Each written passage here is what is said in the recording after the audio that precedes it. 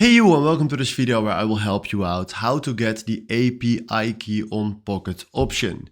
And right now we are here on the chart, and if we select right here F12, you will see this list right here. Then what we're going to do at storage, we go to cookies and select the arrow right there.